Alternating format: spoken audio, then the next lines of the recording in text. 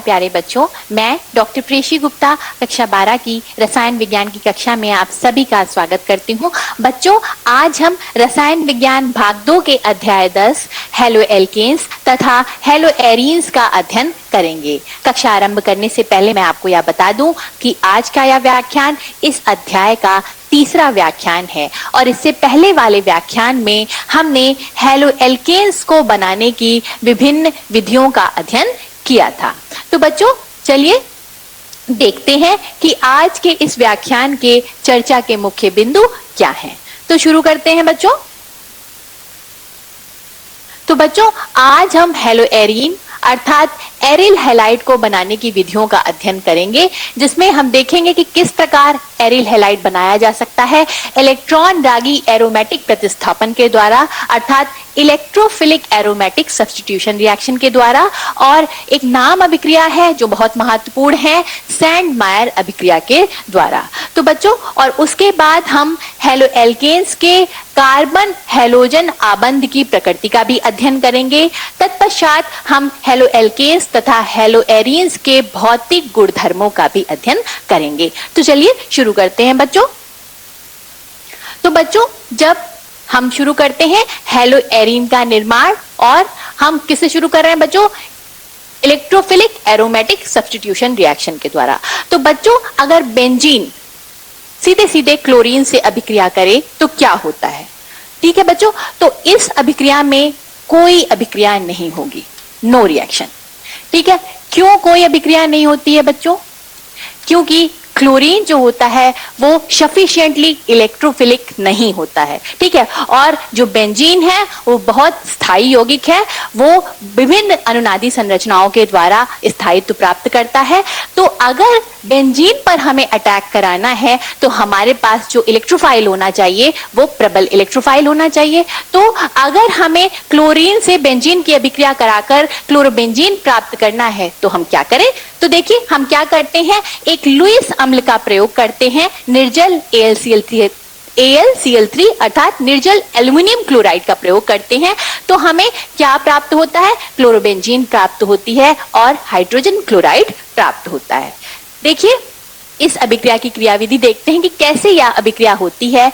तो सबसे पहले वाले चरण में बच्चों हम जानते हैं कि क्लोरीन के पास 3 लोन पेयर ऑफ इलेक्ट्रॉन होते हैं। ठीक है, ये लोन पेयर ऑफ इलेक्ट्रॉन ये इस लुईस अम्ल को देंगे क्योंकि इनके पास इलेक्ट्रॉनों की कमी होती है। तो देखिए बच्चों, क्या बनता है? एक इंटरमीडिएट बनता है, क्योंकि इस क्लोरीन ने अपने इलेक्ट्रॉन दिए हैं, इस पर धनावेश आता है, और इन्होंने इलेक्ट्रॉन ले लिए हैं एल्युमिनियम क्लोराइड ने, इसलिए इन पर ऋणावेश आ जाता है।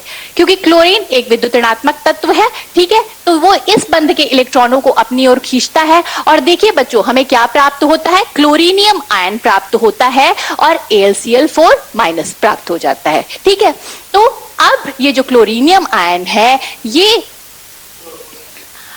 क्लोरोनियम आयन है बच्चों, या एक प्रबल इलेक्ट्रोफाइल बन गया। अब ये बेंजीन रिंग पर इलेक्ट्रोफिलिक अटैक करता है, और देखिए यह इस कार्बन से, ये जो ये पाई बंद इस पर अटैक होता है। तो देखिए बच्चों, ये जो क्लोरीन है ये इस बेंजीन रिंग के साथ जुड़ती है, हाइड्रोजन यहाँ पे है, और ये वाला जो कार्बन है ये sp3 संकरित कार्बन होता है।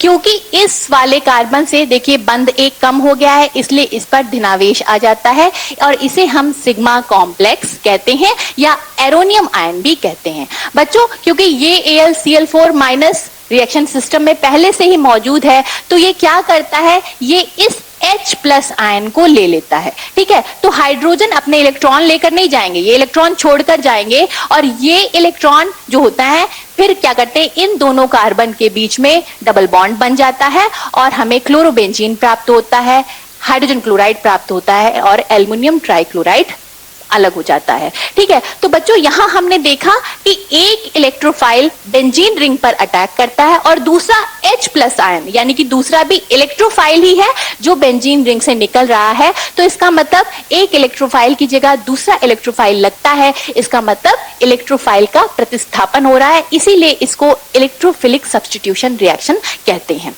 यहाँ पे बच्चों ये अभिक्रिया सुगमता पूर्वक हो सके इसलिए हमने एल्युमिनियम क्लोराइड का प्रयोग किया क्लोरीन को अच्छा इलेक्ट्रोफाइल बनाने के लिए। इलेक्ट्रोफिलिक सब्स्टिट्यूशन रिएक्शन और अच्छी तरीके से हो सके उसके लिए एक और तरीका भी है बच्चों।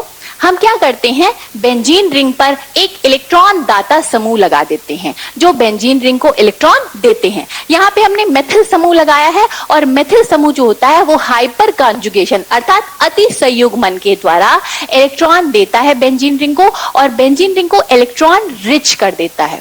इसलिए ये इलेक्ट्रोफिलिक सब्स्टिट्यूशन रिएक्शन के लिए और एक्टिवेट हो जाती हैं अर्थात सक्रियत हो जाती हैं। तो ठीक है, तो यहाँ पे आप देख रहे हैं बच्चों बेंजीन रिंग में इलेक्ट्रॉन डेंसिटी बढ़ रही है। यहाँ पे अगर हम पोजीशन लिखें 1 2 3 4 5 और 6, तो बच्चों ये जो 2 और 6 पोजीशन है ये ऑर्थो पोजीशन होती है। ठीक, 3 और 5 पोजीशन जो है वो मेटा पोजीशन होती है और जो 4 पोजीशन है ये पैरा पोजीशन होती है। तो यहाँ पे आप देखते हैं जब बेंजीन रिंग पर मेथिल समूह लगता है अर्थात टोल्यूइन में जो मेथिल समूह होता है वो क्या करता है, देखिए ऑर्थो और पैरा पोजीशन पे इलेक्ट्रॉन डेंसिटी बढ़ाता है।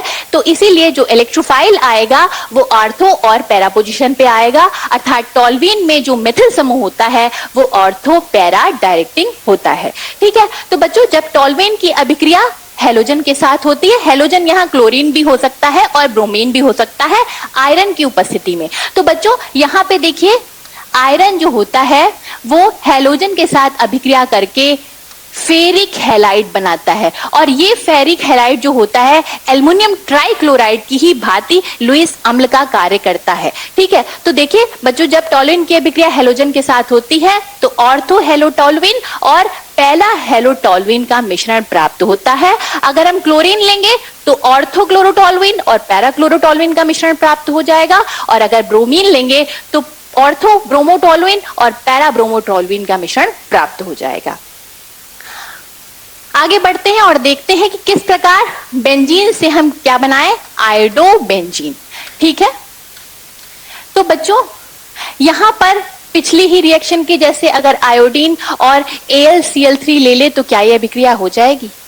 नहीं होती है बच्चों, क्योंकि इस अभिक्रिया में क्या होता है, एक बाई प्रोडक्ट बनता है हाइड्रोजन आयोडाइड और ये हाइड्रोजन आयोडाइड जो होता है ये एक प्रबल अपचायक होता है अर्थात रिड्यूसिंग एजेंट होता है। तो ये अभिक्रिया को क्या कर देता है, रिवर्ट कर देता है, पश्चिम दिशा में लेकर चला जाता है। इसीलिए अगर हमें बेंजीन से आयोडो बेंजीन बनानी है बच्चों तो यहाँ पर हम क्या करते हैं, एक ऑक्सीडाइजिंग एजेंट लेते हैं अर्थात ऑक्सीकारक लेते हैं। और कौन सा ऑक्सीकारक लेते हैं बच्चों, हम नाइट्रिक अम्ल लेते हैं। ठीक है, तो नाइट्रिक अम्ल जो होता है वो अभिक्रिया में बनने वाले अपचायक को साथ ही साथ, क्योंकि ये एक ऑक्सीकारक है, न्यूट्रलाइज भी करता जाता है।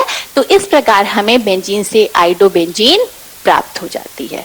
ठीक है बच्चों, अब आगे बढ़ते हैं और देखते हैं हेलो एरीन का निर्माण किस प्रकार किया जाता है सैंडमायर अभिक्रिया से।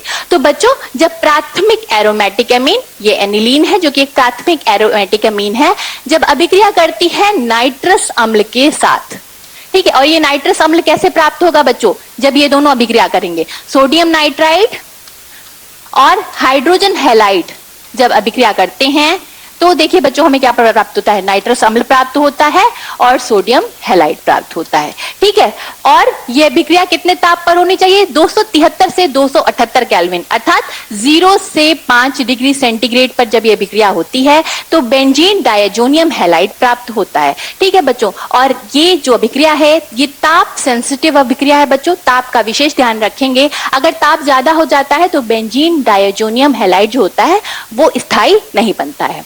जब यह अभिक्रिया करता है क्यूप्रस हैलाइड के साथ बच्चों तो हमें एरिल हैलाइड प्राप्त हो जाता है। अगर हम क्यूप्रस क्लोराइड का प्रयोग करेंगे तो हमें क्लोरोबेंजीन प्राप्त हो जाएगा। अगर हम क्यूप्रस ब्रोमाइड का प्रयोग करेंगे तो हमें ब्रोमोबेंजीन प्राप्त हो जाएगा। अगर हमें आयोडाइड चाहिए तो बच्चों हम क्यूप्रस आयोडाइड का प्रयोग नहीं करते हैं, हम पोटेशियम आयोडाइड के साथ अभिकृत कराते हैं बेंजीन डायजोनियम हैलाइड को, तो और हमें क्या प्राप्त होता है, आयोडो बेंजीन प्राप्त हो जाता है। ठीक है बच्चों, और इस बात का ध्यान रखेंगे बच्चों कि इस अभिक्रिया में एक गैस भी निकलती है, नाइट्रोजन गैस, बाई प्रोडक्ट के रूप में ये पूछा जाता है, तो इसलिए आप इसको ध्यान रखेंगे कि सैंडमायर अभिक्रिया में एक गैस रिलीज होती है और वो गैस कौन सी है, नाइट्रोजन गैस है। ठीक है, आगे बढ़ते हैं और देखते हैं हेलो एल्केन में कार्बन हैलोजन आबंध की प्रकृति। तो बच्चों यहाँ पर एल्किल हैलाइड में जो कार्बन हैलोजन बंध होता है वो ध्रुवीय बंध होता है। क्यों ध्रुवीय होता है बच्चों? क्योंकि हैलोजन की जो विद्युत ऋणात्मकता है वो कार्बन से ज्यादा होती है, इसीलिए वो बंध के इलेक्ट्रॉनों को अपनी तरफ खींचती है। इसीलिए हैलोजन परमाणु पर आंशिक ऋणावेश आ जाता है और इस कार्बन पर आंशिक धनावेश आ जाता है। तो एल्किल हैलाइड का जो CX आबंध होता है बच्चों, ये पोलर आबंध होता है। तो बच्चों क्योंकि ये कार्बन इलेक्ट्रोफिलिक कार्बन है तो न्यूक्लियोफाइल जो होता है वो इस पर अटैक करता है। ठीक है, तो एल्किल हैलाइड की जितनी भी अभिक्रियाएं हैं बच्चों, चाहे वो न्यूक्लियोफिलिक सब्स्टिट्यूशन रिएक्शन हो, विलोपन अभिक्रिया अर्थात एलिमिनेशन रिएक्शन हो, उसका कारण ये CX आबंध की ध्रुवीय प्रकृति ही होता है। यहाँ पे हम जितना ज्यादा इलेक्ट्रोनेगेटिव यानी विद्युत ऋणात्मक हैलोजन परमाणु ले लेंगे उतना ही ज्यादा इस बंध में क्या आता है? पोलैरिटी या ध्रुवता आती है। पोलैरिटी को हम किससे नापते हैं बच्चों? डाइपोल मोमेंट से। म्यू बराबर ये जो चार्ज जनरेट हुआ डेल्टा इनटू ये जो डिस्टेंस है बच्चों, ठीक है, डी। म्यू बराबर डेल्टा चार्ज इनटू डिस्टेंस। ठीक है, तो जितना ज्यादा डाइपोल मोमेंट होगा बंध का उतनी ही ज्यादा उस बंध में क्या होगी? पोलैरिटी या ध्रुवता होगी। तो चलिए कुछ यौगिकों के हम डाइपोल मोमेंट देखते हैं बच्चों। यहाँ पे X जो है वो फ्लोरीन, क्लोरीन, ब्रोमीन और आयोडीन है बच्चों। और अभी हमने सूत्र पढ़ा है म्यू बराबर क्या होता है? Charge into distance, dipole moment बराबर।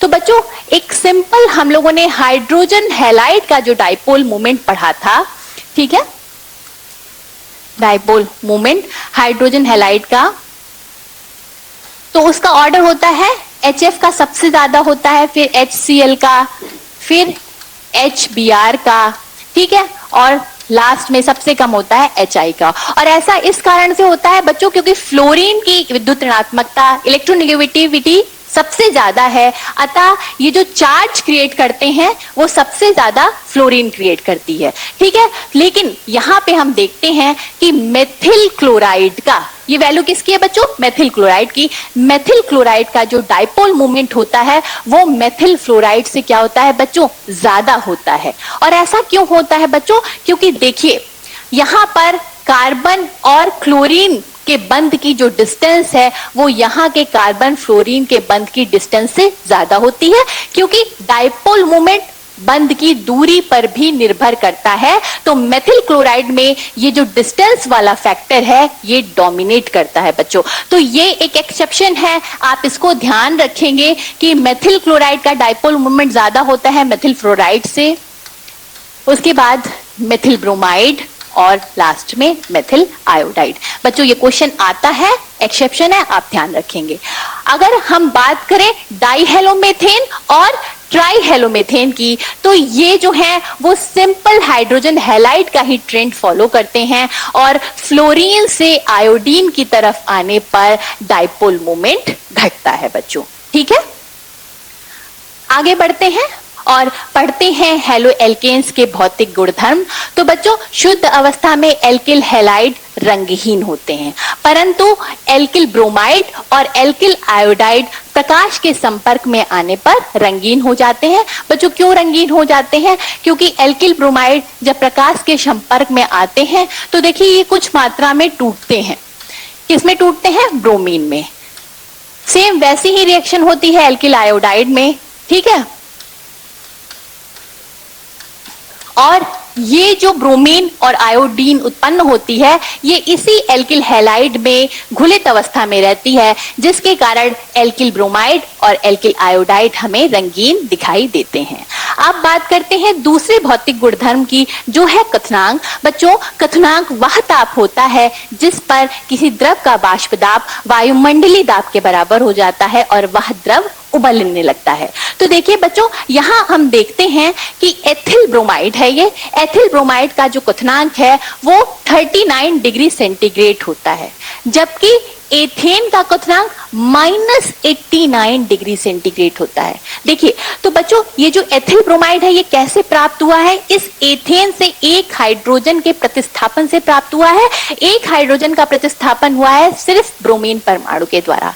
तो हम कह सकते हैं कि एथिल जो हैलाइड है या एथिल ब्रोमाइड है, ये जो एथेन है ये इसका पेरेंट हाइड्रोकार्बन है, इससे ही ये जनित हुआ है। ठीक है, तो इसका एथिल हैलाइड का जो एथिल हमारा ब्रोमाइड है इसके क्वथनांक ज्यादा होता है। उसका कारण बेटा क्या होता है? क्योंकि इनका परमाणु भार, इस अणु का जो होता है अणुभार जो होता है वो ज्यादा होता है, इसीलिए एथिल ब्रोमाइड में कार्य करने वाले वांडरवाल बलों का मान ज्यादा होता है। इनके अणुओं के बीच लगने वाले वांडरवाल बलों का मान ज्यादा होता है।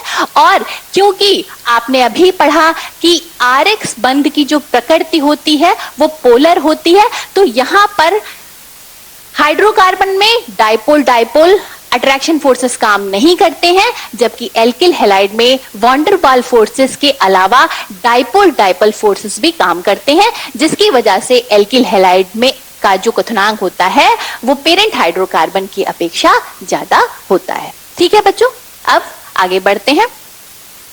तो देखिए बच्चों यहाँ पे कुछ यौगिकों के क्वथनांकों में बदलाव की प्रकृति दिखाई गई है।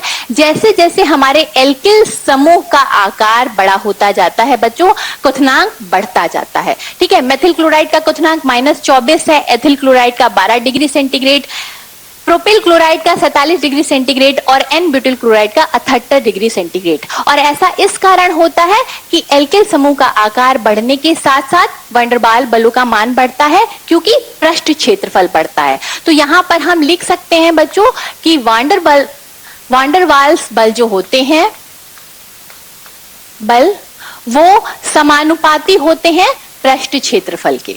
ठीक है, क्षेत्रफल के। ठीक है बच्चों, अब यहां पे देखते हैं कि जब हम एल्किल समूह समान रखते हैं और हैलोजन परमाणु का अणुभार बढ़ाते जाते हैं, ठीक है, तो देखिए क्या होता है, क्वथनांक भी बढ़ता जाता है। ठीक है, क्योंकि यौगिक का अणुभार बढ़ रहा है। एथिल फ्लोराइड का जो क्वथनांक है वो -38 डिग्री सेंटीग्रेड है, एथिल क्लोराइड का 12 डिग्री सेंटीग्रेड, एथिल ब्रोमाइड का 38 डिग्री सेंटीग्रेड और एथिल आयोडाइड का 72 डिग्री सेंटीग्रेड होता है। तो यहां से हम कह सकते हैं कि वांडरवाल बल जो होते हैं वो अणुभार के भी समानुपाती होते हैं। ठीक है, पृष्ठ क्षेत्रफल के भी समानुपाती होते हैं और अणुभार के भी समानुपाती होते हैं। जब हम यौगिक में हैलोजन आटम का नंबर बढ़ा देते हैं तो देखिए यौगिक का अणुभार तो बढ़ ही जाएगा, इसीलिए हैलोजन परमाणुओं की संख्या बढ़ाने पर भी यौगिक का क्वथनांक बढ़ता है। मेथिल क्लोराइड का क्वथनांक -24 डिग्री सेंटीग्रेड होता है, डाइक्लोरोमेथेन का 40 डिग्री सेंटीग्रेड, क्लोरोफॉर्म का 61 डिग्री सेंटीग्रेड और कार्बन टेट्राक्लोराइड का 77 डिग्री सेंटीग्रेड हो जाता है। ठीक है बच्चों, आगे बढ़ते हैं और इसे एक बार चार्ट के द्वारा भी समझते हैं। यहाँ पे कुछ एल्किल हैलाइडों के क्वथनांकों की तुलना की गई है। तो बच्चों हम यहाँ पर देखते हैं, देखिए ये क्लोराइड है, ये वाला ब्रोमाइड है और ये वाला आयोडाइड है। ठीक से लिख देती हूँ, ये क्लोराइड है और ये वाला ब्रोमाइड है। ठीक है बच्चों, तो देखिए यहाँ पे क्या होता है, एल्किल समूह समान रहता है और हम हैलोजन परमाणुओं में परिवर्तन कर रहे हैं। हैलोजन परमाणु का परमाणु भार क्या कर रहे हैं, बढ़ाते जा रहे हैं। तो देखिए क्वथनांक में क्या होता जाता है, वृद्धि होती जाती है। तो इसके कारण हम यहाँ से कह सकते हैं जो एल्किल आयोडाइड होते हैं, अगर एल्किल समूह हमारा समान है तो एल्किल आयोडाइड का क्वथनांक एल्किल ब्रोमाइड से ज्यादा होगा और एल्किल ब्रोमाइड का क्वथनांक एल्किल क्लोराइड से ज्यादा होगा। अगर आप पीले वाले बार को कंसीडर करें बच्चों, तो आप देखते हैं कि हमारा ये आयोडीन है, ये भी आयोडीन है। और तो देखिए जैसे जैसे एल्किल समूह का आकार बढ़ता जाता है, क्वथनांक क्या होता जा रहा है बच्चों, बढ़ता जा रहा है, क्योंकि एल्किल समूह का आकार बढ़ने के साथ साथ पृष्ठ क्षेत्रफल बढ़ता है और पृष्ठ क्षेत्रफल बढ़ने के साथ साथ क्वथनांक का भी मान बढ़ता है, क्योंकि वॉन्डरवाल फोर्सेस बढ़ते हैं। ठीक है बच्चों, आगे बढ़ते हैं और देखते हैं समावयवी हेलो एल्केन में श्रृंखलन होने के साथ क्वथनांक पर क्या प्रभाव पड़ता है। तो यहाँ पे देखिए ये समावयवी हेलो एल्केन है, इन सभी में कार्बन परमाणुओं की संख्या 4 है। 1 2 3 और 4, 1 2 3 और 4। ठीक है, कार्बन परमाणु 4 है और सभी में जो हैलोजन परमाणु लगा है वो ब्रोमीन है। ठीक है, तो ये सारे समावयवी हैं। अंतर क्या है? केवल एल्किल समूह की संरचना बदल रही है बच्चों। यहाँ पे एल्किल समूह में श्रृंखलन होता जा रहा है। ठीक है, एल्किल समूह में श्रृंखलन होता जा रहा है। तो हम देखते हैं जैसे जैसे एल्किल समूह में श्रृंखलन होता है, क्वथनांक का मान कम होता जाता है। 1 ब्रोमोब्यूटेन का मान 375 है, 2 ब्रोमोब्यूटेन का मान 364 डिग्री सेंटीग्रेड होता है, सॉरी 364 केल्विन होता है, और टर्शरी ब्यूटाइल ब्रोमाइड का मान 346 केल्विन होता है। तो बच्चों यहाँ पे आप ऐसे समझ सकते हैं कि ये 1 ब्रोमोब्यूटेन का स्पेस फिलिंग मॉडल है। और यहाँ हम देखते हैं कि 1 ब्रोमोब्यूटेन का जो आकार होता है वो थोड़ा सा बड़ा होता है। तो अगर आप इसको इस तरीके से समझें कि ये 2 1 ब्रोमोब्यूटेन के मॉलिक्यूल हैं, तो जब ये पास आएंगे तो इनका संपर्क क्षेत्रफल अर्थात एरिया ऑफ कांटेक्ट जो होता है वो ज्यादा होता है। तो इनके बीच लगने वाले वॉन्डरवाल बलों का मान भी क्या होता है? ज्यादा होता है। ठीक है, लेकिन अगर हम तृतीयक ब्यूटाइल ब्रोमाइड की बात करें इनकी, तो आप देख रहे हैं इनका आकार कुछ गोल हो जाता है। तो जब इनके 2 अणु आपस में एक दूसरे के पास आएंगे तो जो उनका एरिया ऑफ कांटेक्ट है अर्थात पृष्ठ क्षेत्रफल, जो एक दूसरे का संपर्क क्षेत्रफल है, वो कम होगा। और संपर्क क्षेत्रफल कम होने के कारण इनके बीच वॉन्डरवाल बलों का मान भी कम होगा, इसीलिए इनका क्वथनांक जो होगा वो कम होगा। अर्थात श्रृंखलन बढ़ने के साथ साथ क्वथनांक जो होता है वो कम हो जाता है, क्योंकि पृष्ठ क्षेत्रफल कम हो जाता है। आगे बढ़ते हैं और देखते हैं घनत्व। तो बच्चों घनत्व का जो सीधा संबंध होता है वो अणुभार से होता है। तो बच्चों जैसे जैसे यौगिक का अणुभार बढ़ता जाएगा, ठीक है, यहाँ पे एल्किल समूह समान है, हम क्लोरीन जो है, जो हैलोजन लगा रहे हैं उनका परमाणु भार ज्यादा होता जा रहा है, तो रिजल्टेंट जो हमारा यौगिक होगा उसका अणुभार ज्यादा हो जाएगा। तो जैसे जैसे अणुभार बढ़ेगा यौगिक का घनत्व वैसे वैसे क्या हो जाता है? बढ़ता जाता है। यहाँ पे हम हैलोजन परमाणुओं की संख्या बढ़ाते जा रहे हैं तो यौगिक का अणुभार बढ़ेगा, वैसे वैसे आप देख सकते हैं कि घनत्व जो होता है हमारा बढ़ता जाता है। ठीक है, आगे बढ़ते हैं और देखते हैं हेलो एल्केन्स की भौतिक गुणधर्म के अंतर्गत जल में विलेयता। वैसे तो बच्चों हेलो एल्केन में जो ये RX बंध होता है ये पोलर होता है, ठीक, लेकिन फिर भी ये जल में बहुत ही कम विलेय होते हैं, अल्प विलेय होते हैं। बच्चों जल की विलेयता को आप ऐसे समझ सकते हैं कि वो अल्किल हैलाइड जल में विलेय तब होंगे क्योंकि जल के अंदर देखिए क्या पाया जाता है? अंतरा आणविक हाइड्रोजन आबंध पाया जाता है। और एल्किल हैलाइड में बच्चों डाइपोल डाइपोल अट्रैक्शन फोर्सेस पाए जाते हैं। तो एल्किल हैलाइड जल में तब विलेय होंगे जब इनके बीच जो बंध बने, ठीक है, उससे उतनी ऊर्जा निकले, क्योंकि कोई भी बंध बनता है बच्चों तो ऊर्जा निकलती है, तो इनके बीच जो बंध बनता है उससे उतनी ऊर्जा निकले जो जल के बीच जो हाइड्रोजन आबंध है उनको तोड़ दे और इन एल्किल हैलाइडों के बीच जो डाइपोल डाइपोल अट्रैक्शन फोर्सेस है उन्हें तोड़ दे। पर ऐसा होता नहीं है, ये जो ऊर्जा निकलती है ये काफी कम होती है, ये इस हाइड्रोजन बॉन्डिंग को ना तोड़ पाती है ना इस डाइपोल मोमेंट को तोड़ पाती है, जिस कारण एल्किल हैलाइड जल में विलेय नहीं होते हैं। लेकिन अगर हम बात करें कार्बनिक यौगिकों के विलेयता की, तो बच्चों यहाँ हमने एसीटोन लिया है और एसीटोन में भी देखिए इस विलायक में भी डाइपोल डाइपोल अट्रैक्शन पाया जाता है। तो देखिए और हमारे एल्किल हैलाइड में भी डाइपोल डाइपोल अट्रैक्शन पाया जाता है। तो इनके बीच जब बंध बनता है, ठीक है, इनके बीच जब बंध बनता है तो उससे उतनी ऊर्जा निकलती है जो इन दोनों ही अणुओं के डाइपोल डाइपोल अट्रैक्शन फोर्सेस को तोड़ देती है। इसीलिए एल्किल हैलाइड जो होते हैं वो कार्बनिक विलायकों में विलेय होते हैं। आगे बढ़ते हैं और देखते हैं हेलो एरिन्स के भौतिक गुणधर्म। तो बच्चों समावयवी डाई हेलो बेंजीन के क्वथनांक जो होते हैं वो लगभग समान होते हैं। डाई हेलो बेंजीन अर्थात बेंजीन पर 2 हैलोजन परमाणु लगे हों, तो देखिए बच्चों ये ऑर्थो डाइक्लोरोबेंजीन है, ये मेटा डाइक्लोरोबेंजीन है, मेटा डाइक्लोरोबेंजीन है और ये पैरा डाइक्लोरोबेंजीन है।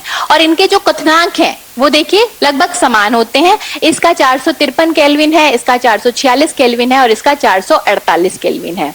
लेकिन आप यहाँ पे देखते हैं जो पैरा समावैवी है, पैरा डाइक्लोरोबेंजीन है, उसका जो गलनांक होता है वो ऑर्थो और मेटा समावैवियों की अपेक्षा अधिक होता है। देखिए इसका गलनांक 323 केल्विन है, जबकि ऑर्थो डाइक्लोरोबेंजीन का 256 केल्विन है, जब और मेटा डाइक्लोरोबेंजीन का 249 केल्विन है। ठीक है, तो यहाँ पर जो इसका गलनांक है वो ज्यादा क्यों होता है? तो बच्चों गलनांक किसका होता है? ठोस का गलनांक होता है ना। ठोस मॉलिक्यूल, और वो ठोस मॉलिक्यूल जिनकी अणुओं की पैकिंग कॉम्पैक्ट होती है, अच्छी तरीके से पैक होते हैं, जिनके अणु इफेक्टिवली पैकिंग होती है, उनका जो गलनांक होता है वो क्या होता है? उच्च होता है। तो यहाँ पे पैरा जो समावैवी है, इसकी पैकिंग जो होती है, इसकी सममित आकार के कारण एक अणु इस तरह से पैक हुआ, उसके बगल में ही दूसरा अणु पैक हो जाएगा, उसके बगल में दूसरा अणु पैक हो जाएगा। तो इनकी अणुओं की जो पैकिंग होती है वो काफी इफेक्टिव होती है, अच्छी तरीके से होती है, इसलिए इनका गलनांक होता है उच्च होता है। अगर हम इस वाले यौगिक को पैक करें तो बच्चों देखिए इतना स्पेस जो है हमारा वो खाली रह जाएगा। तो इनकी पैकिंग और इनकी पैकिंग इतनी इफेक्टिव अच्छी तरीके से नहीं हो पाएगी, इसीलिए इसकी सममित आकृति के कारण, जहां पे कहते हैं ना सममिति आकृति के कारण, इनका जो गलनांक होता है पैरा आइसोमर का वो ज्यादा होता है। ये इंपॉर्टेंट क्वेश्चन है बच्चों, ये पूछा जा सकता है, आप इसका ध्यान रखेंगे। अब करते हैं कुछ अभ्यास प्रश्न की, जो हमने पढ़ा वो हमने कितना सीखा। तो यहाँ पे बच्चों क्लोरीनेशन होगा, ठीक है, लेकिन यहाँ पे 2 बेंजीन रिंग है, किसका होगा ये आपको बताना है। तो देखिए बच्चों यहाँ पे ऑक्सीजन का विद्युत ऋणात्मकता ज्यादा होती है कार्बन से, ये बंद के इलेक्ट्रॉनों को अपनी तरफ खींचेगा, क्योंकि ये इस कार्बन पर आंशिक धनावेश आएगा तो ये बेंजीन रिंग से इलेक्ट्रॉन खींचेगा। तो ये इलेक्ट्रॉन ग्राही समूह है, ये डीएक्टिवेट करेगा बेंजीन रिंग को। तो यहाँ पे क्लोरीनेशन नहीं होगा, क्योंकि नाइट्रोजन पर लोन पेयर ऑफ इलेक्ट्रॉन है, ये बेंजीन रिंग को दे सकता है, इसलिए इस वाली रिंग में ये एक्टिवेट करेगा इलेक्ट्रोफिलिक सब्स्टिट्यूशन रिएक्शन के लिए, तो इस वाली रिंग पर क्लोरीनेशन होगा। और क्योंकि बच्चों यहाँ पर देखिए यहाँ पे बहुत बड़ा भारी समूह लगा हुआ है इस बेंजीन रिंग पर, तो ऑर्थो समूह पर क्लोरीन नहीं आएगी, क्योंकि एक बल्कि समूह लगा हुआ है। क्लोरीन कहाँ जाएगी? Para position. तो देखिए हम लिखते हैं प्रोडक्ट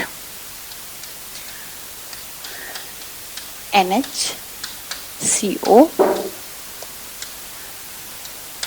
ठीक, और यहाँ पैरा पोजीशन पे क्लोरीन आ जाएगी। इस तरीके से ये उत्पाद प्राप्त होगा हमें। ठीक, आगे बढ़ते हैं। यहाँ पे निम्नलिखित यौगिकों के कथनांकों को बढ़ते क्रम में व्यवस्थित करना है। ठीक है, ये मेथिल ब्रोमाइड है, इसको हम A लिख लेते हैं। ठीक है, ब्रोमो फॉर्म है CHBr3, ये CH3Cl है और ये CH2Br2 है। ठीक, ये B, ये C और ये D। तो बच्चों हैलोजन परमाणु अगर कम अणुभार वाला है तो उसका कथनांक कम होता है, क्योंकि वंडर वाल्स फोर्सेस समानुपाती होते हैं अणुभार के। तो देखिए सबसे कम कथनांक किसका होगा? मेथिल क्लोराइड का। उसके बाद यहाँ पे एक ब्रोमीन लगी है, तो अगर हम इसको ऐसे लिखें तो सबसे कम कथनांक C का हो जाएगा हमारा, CH3Cl, ये C है। ठीक है, उसके बाद A का होगा, फिर यहाँ पे 2 ब्रोमीन लगी है, D का होगा, और उसके बाद क्योंकि यहाँ पे 3 ब्रोमीन लगी हैं, B का हो जाएगा। यहाँ पे बात करते हैं 1 क्लोरोप्रोपेन, CH3, CH2, CH2।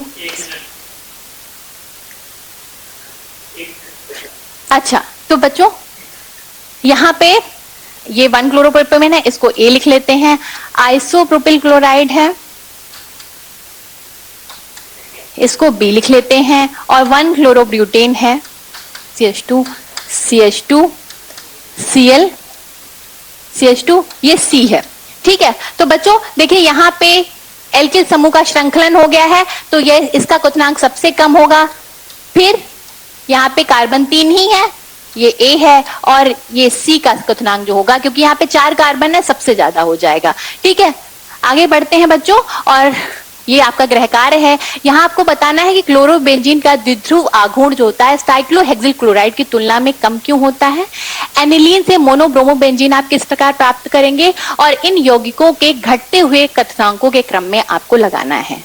तो बच्चों आज हमने एरिल हैलाइड को बनाने की विधियों का अध्ययन किया। हमने CX यानी कार्बन हाइड्रोजन बंध की प्रकृति का अध्ययन किया और हमने हेलो एल्केन्स तथा हेलो एरीन के भौतिक गुणधर्मों का अध्ययन किया। इसके अगले वाले व्याख्यान में हम हेलो एल्केन्स तथा हेलो एरीन्स की जो अभिक्रियाएं होती हैं, न्यूक्लियोफिलिक सब्स्टिट्यूशन रिएक्शन और विलोपन अभिक्रिया अर्थात एलिमिनेशन रिएक्शन, उसका अध्ययन करेंगे। तो मेरा आपसे आग्रह है कि आपकी जो पुस्तक है रसायन विज्ञान भाग 2 की, आप उसे थोड़ा सा स्वाध्याय करके रखेंगे जिससे अगला व्याख्यान आपको अच्छी तरीके से समझ में आए।